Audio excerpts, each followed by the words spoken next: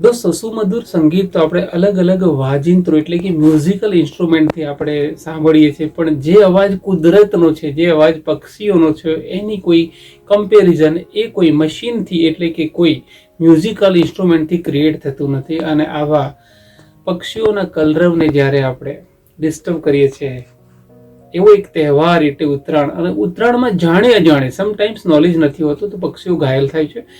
તો ઘાયલ થાય તો શું કરવું અને ન થાય એના માટે શું? તો આપણી સાથે ડોક્ટર પોષક પટેલ છે, જે પોતે મેનેજિંગ ડિરેક્ટર છે ગુશીલના, અને એક ગૌ પ્રેમી અને પક્ષી પ્રેમી પણ છે. તો સાહેબ આપણને બે શબ્દો કહેશે. Yes sir. ખૂબ સરસ નરેશભાઈ. હું પણ એક બહુ પતંગ પ્રેમી ભૂતકાળમાં રહી ચૂક્યો છું, અને હું પોતે કાચ વાટીને દોરી પીવડાવીને જાતે પતંગ ચગાવતો હતો. પશુ ચિકિત્સાના વ્યવસાય આવ્યા પછી મને સંવેદનશીલતા ખબર પડી. તો ઉત્તરાયણ નિમિત્તે મારી તમામ પતંગના રસિયાઓના હાથ જોડીને વિનંતી છે કે ખાસ કરીને સવારે વહેલા અને સાંજે એ સમયે આપણે પતંગ ન ઉડાડીએ. એ સમયે પક્ષી આવન જાવન વધારે કરતા હોય છે, એટલે એમને ઈજા થાય છે.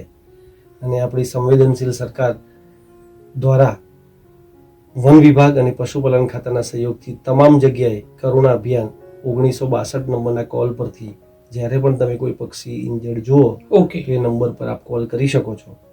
અને તો જી સર, નંબર રિપીટ કરીશું. 1962.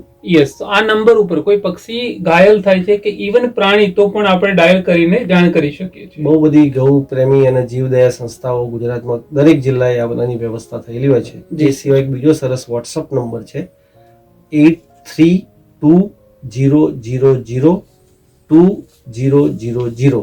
યસ, આ નંબર ઉપર તમે કોલ કરશો એટલે તમામ જિલ્લાની લિંક વન વિભાગ મારફતે સંકલન કરીને આપને મળી શકે છે. તો તમે કોઈ પક્ષીનો જીવ બચાવી શકો છો. Thank you sir. મને પણ આ માહિતી એકચ્યુઅલી ખબર નથી. તો આ બે નંબર છે દોસ્તો. એક નંબર જે હમણાં જ કહ્યું 1962, અને બીજો નંબર છે 832000, એટલે કે 8320002000. તો આ નંબર ઉપર કોલ કરીને ચાલો આપણે એક નવી શરૂઆત કરીએ. ઉત્તરાયણની ઉજવણી એટલે કે મજાની સાથે સાથે આપણાથી જે કંઈ નાનો સહયોગ મળે આપણે કરી શકીએ છીએ. Let us save the environment, let us save the trees, let us save the birds. Thank you very much. ખૂબ સરસ નરેશભાઈ. તમે મને આ પુણ્યનું કામ કરવા માટેની પૂરકતા ઉપયોગિતા સિદ્ધ કરવાની તક આપી એના માટે ધન્યવાદ. Thank you sir, thank you very much.